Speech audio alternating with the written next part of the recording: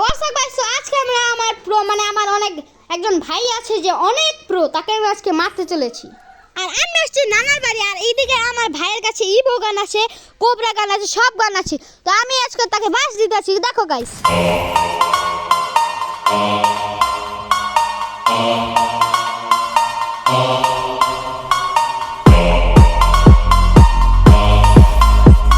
মারিস না, বেড়া ছোট হয়ে গেছে। আরে কি হয়েছে?